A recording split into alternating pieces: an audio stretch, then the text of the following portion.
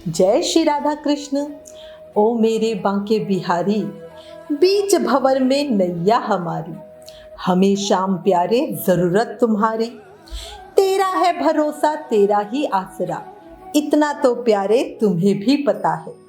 सब जानते हो चक्रधारी, हमें शाम प्यारे जरूरत तुम्हारी। तेरे सिवा मैं किसको बुलाऊं, किस पे अपना जोर चलाऊं। झूठा दिखावा है ये दुनियादारी, हमें शाम प्यारे जरूरत तुम्हारी। तुम्हें ही पुकारूं बाट निहारूं, पल पल में तेरा नाम उचारूं। तुम्हीं पे टिकी है नजरें हमारी, हमें शाम प्यारे जरूरत तुम्हारी। बोलो बांके बिहारी लाल की जय, मोर मुकुट बंसी वाले की जय, वृंदावन बिहारी लाल की जय। जात पात ना पूछे कोई, जो हरि को भजे सो हरि का ही होए। जी हाँ, भक्ति धर्म जाति और स्त्री पुरुष का भेद ये भक्ति नहीं जानती है। अब आज इस वीडियो में आपको एक महान कृष्ण भक्त के जीवन की दो सच्ची घटनाएं बताती हूँ, जो धर्म से तो मुस्लिम थे, जन्म से भी मुस्लिम थे, लेकिन कर्म से हिंदू थे। उनमें हरि भक्ति ऐसी थी जो बड़े बड़े ऋषि मुनियों में भी दुर्लभ थी। आज के बंगाल देश के यशोहर जिले में एक छोटा सा गांव बुरान था। इसी गांव में एक मुस्लिम परिवार रहता था। इसी परिवार में हरिदास खान का जन्म हुआ था। ये शायद पूर्व जन्म के संस्कार ही थे कि बचपन से ही हरिदास जी की श्रद्धा हरि नाम जपने में बहुत ज्यादा थी।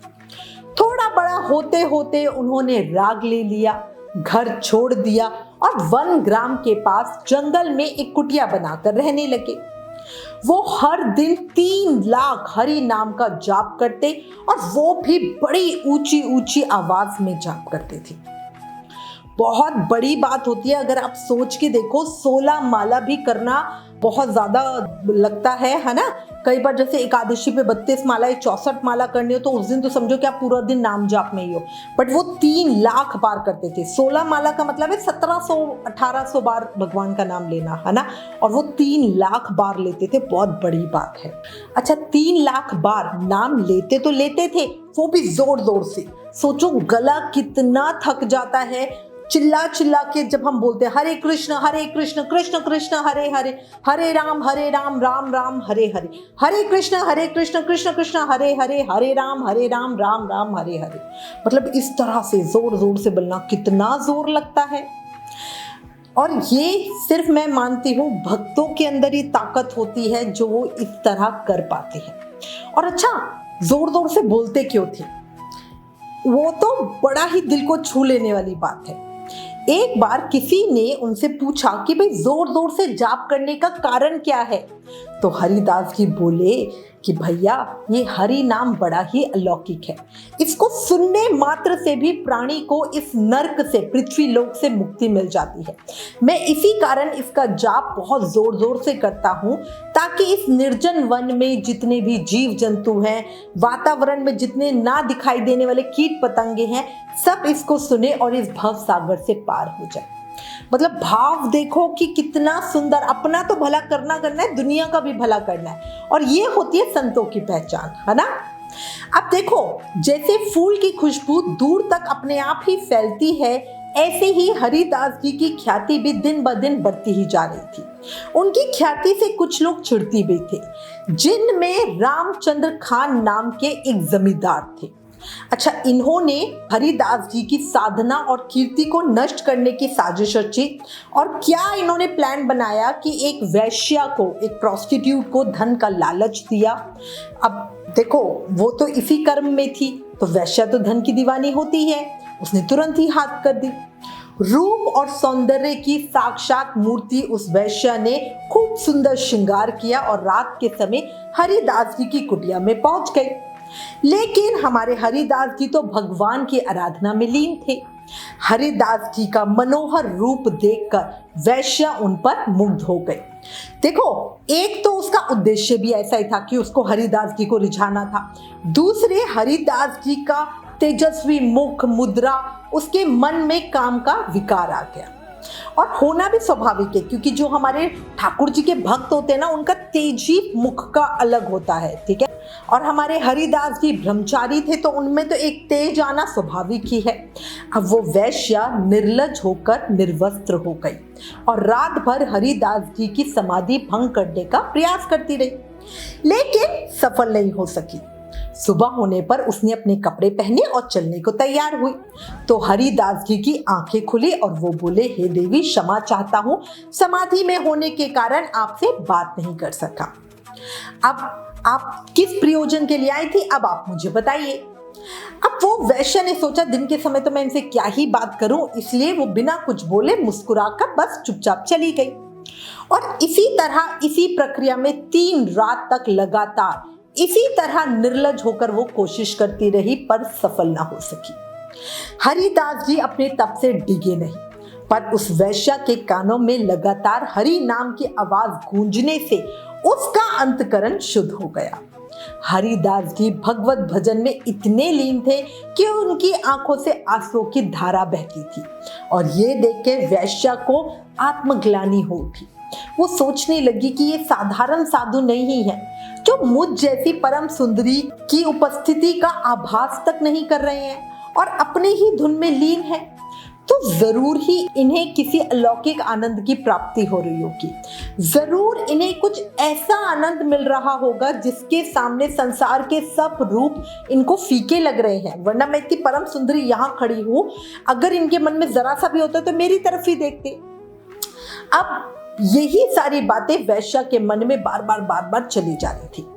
वैश्या उन्हें रास्ते से भटकाने आई थी, पर खुद ही सदमार्ग पर चल पड़ी। तीसरे दिन सुबह वो उनके चरणों में गिर पड़ी और अपना अपराध क्षमा करने के लिए रोते हुए याचना करने लगी और बोली, हे पुण्यात्मा, हे महात्मा, मुझ पापिन का उद्धार करो, मेरा अपराध क्षमा करो, मुझे अपनी शरण में ले लो। उस वैश्या के प्रायश्चित भरे शब्दों से हरिदास जी ने समाधि तोड़ी और वो बोले, हे देवी, मानव जीवन मुक्ति मार्ग का एकमात्र रास्ता है। कोई इसे भोग मानकर जीता है तो कोई इसे योग मानकर, इसलिए अब उठो और अपने दिल से हरि नाम धारण करो, तुम्हारा उद्धार हो जाएगा। और वैश्या ने तुरंत ही सच्चे मन से प्रभु का स्मरण किया। उसे हरिदास जी ने भगवान नाम दे के तपस्वी बना दिया। उन्होंने उस स्थान को उसे ही सौंप दिया, जिस कुटिया में वो रह रहे थे वो वैश्या को ही दे दी और स्वयं हरि नाम का प्रचार करने के लिए वहां से चले गए। वैश्या उसी कुटिया में हरि नाम जाप करने लगी। ये साधु संगत और हरि नाम सुनने का ही प्रताप था कि वही वैश्या आगे चलकर भगवान की परम भक्त बनी। ऐसा है संतों का प्रताप। अब उसके बाद हरिदास जी वहां से चलकर शांतिपुर पहुंचे। शांतिपुर में मुस्लिम शासक था। उनके फतवे से हिंदुओं को अपने धर्म का आचरण करने में बड़ी कठिनाई हुआ करती थी। ऐसे में हरिदास जी मुस्लिम होकर भी हिंदू आचरण करते हुए हरि नाम ले रहे थे, तो भाई ये तो किसी को बर्दाश्त ही नहीं हो सकता था। कुछ मुस्लिम अधिकारियों को ये बात बहुत ज्यादा बुरी लगी। उन्होंने बादशाह को ये बातें बढ़ा चढ़ा कर बताई और बोला, बादशाह सलामत, नगर में आपके हुक्मनामे से इस्लाम को सर्वव्यापी करने की मुहिम चलाई जा रही है। ऐसे में हमारा ही एक मुस्लिम फकीर हिंदू धर्म के गीत गाता फिर रहा है। इससे हमारी मुहिम पर बहुत बुरा असर पड़ रहा है। उस फकीर को सजा न दी गई तो हिंदू ताकतवर हो जाएंगे, बगावत बढ़ जाएगी। अब बादशाह ने बात सुनी तो उन्होंने तत्काल ही हरिदास जी की गिरफ्तारी का हुक्म दे दिया। उन्हें पकड़कर जेल में डाल दिया गया। ये खबर आग की तरह फैल गई। उस अन्यायी बादशाह की सब जगह थू-थू होने लगी। उधर हरिदास जी जेल में भी हरि नाम का जाप करने लगे। जेल के दूसरे बंदी भी उनके भक्त हो गए। अब स्थिति को काबू से बाहर होता देखकर अधिकारियों ने मुकदमा चलाया। हरिदास जी को अदालत में काजी के सामने लाया गया। काजी बोले, हरिदास, तुम बड़े भाग्यवान हो जो तुम्हें मुसलमान के घर में जन्म मिला। फिर भी तुम काफिरों के देवता का नाम लेते हो, उन्हीं के जैसा आचरण करते हो। हम तो हिंदू के घर का पानी भी नहीं पीते और तुम ये महापाप कर रहे हो। इसके लिए तुम्हें जहन्नुम की आग में झुलसना पड़ेगा। पर अभी भी समय है, तुम कलमा पढ़ लो और पाक हो जाओ। अब उनकी बात सुनकर हरिदास जी बोले, काजी साहब, संसार का मालिक तो एक ही है, उसकी दृष्टि में मानव के अलग अलग काम नहीं है। हम इंसान हैं जिसने उसे बांट रखा है। उसी हरि ने हर एक मानव को ये अधिकार दिया है कि वो चाहे जिसका नाम ले उसकी आराधना कर सकता है। जब उस अल्लाह और भगवान की नजर में मैं अपराधी नहीं, तो आपके अनुसार मैं कैसे अपराधी हुआ? अब हरिदास जी की बात सुनकर काजी को बहुत गुस्सा आ गया और वो बोले, ये अपराध है, इसकी तुम्हें सख्त सजा मिलेगी। या तो तुम कलमा पढ़ लो या सजा के लिए तैयार हो जाओ। तो हरिदास जी बोले कि कोई किसी मानव को धर्म बदलने के लिए मजबूर नहीं कर सकता। ये तो हर इंसान की अपनी दृष्टि होती है कि वो किस दृष्टि से अपने प्रभु को देखता है, उनके पास जाना चाहता है। आप जो भी सजा दो मुझे मंजूर होगी। मेरे शरीर के टुकड़े टुकड़े होने पर भी मैं हरि नाम नहीं छोड़ूंगा। अब उनके ये कहते ही सजा सुना दी गई कि ये काफिर है और इस गुनाह के लिए इसको 22,000 गांव में घुमाया जाए और इसको इतने बेत लगाए जाए कि इसकी सांसें इसका साथ छोड़ दे। तभी हुक्म की तामील हुई। हरिदास जी को घुमाते हुए बाजारों में बेत लगाए गए।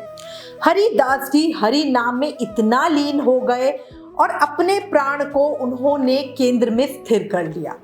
बेतों की मार से उनके मुंह से उफ तक नहीं निकली। मारने वाले थक गए, लेकिन वो अडिग रहे, क्योंकि उन्होंने अपने प्राण केंद्र में, अपने सेंटर में स्थित कर लिए थे। इसलिए सिपाहियों ने उन्हें मरा हुआ जानकर गंगा जी में फेंक दिया। लेकिन देखो, जिसके जीवन की डोरी हमारे प्रभु ने पकड़ रखी हो, उसे कौन ही मार सकता है।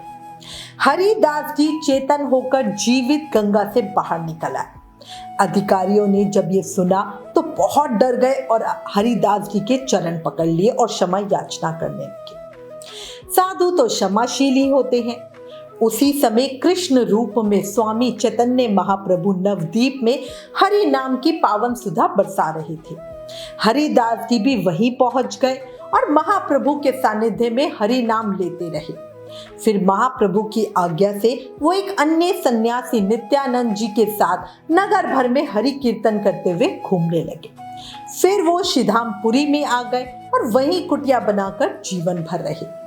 हरिदास यवन ने हरि नाम के भक्तों की संख्या असंख्य कर दी थी।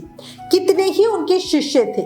वो उन भागवत भक्तों में से एक थे जो अपने साथ साथ पूरी मानव जाति के उद्धार में लगे रहते थे और अपने दुश्मनों को भी हरि नाम की दीक्षा देते थे।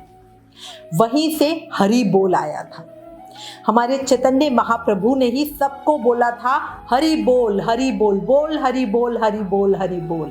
मतलब तुम भी हरि का नाम ले सकते हो, उसको बोलो, जोर जोर से बोलो, है ना। देखो, अपने हरि नाम की कितनी महिमा है। आपने सुना ही होगा, हरि अनंता हरि कथा अनंता, है ना। अंत में 2 शब्द श्री कृष्ण के श्री चरणों में, हे श्याम प्यारे, बस चले तो तेरी अदाएं खरीद लो, अपने जीने के वास्ते तेरी वफाएं खरीद लो, कर सके जो हर वक्त दीदार तेरा, सब कुछ लुटा कर वो निगाहें खरीद लो। बोलो बांके बिहारी लाल की जय, मोर मुकुट बंसी वाले की जय, वृंदावन बिहारी लाल की जय, भक्त और भगवान की जय। अगर प्रभु के सच्चे भक्त की इस सत्य घटना ने दिल को छुआ, आंखें नम हुई, शरीर में कंपन हुआ, मन में नाम जाप के लिए विश्वास बढ़ा, तो प्लीज इस वीडियो को ज्यादा से ज्यादा शेयर करें और सबको नाम जाप के लिए प्रेरित करें। Please like, share and subscribe. Thank you. जय श्री राधा कृष्ण।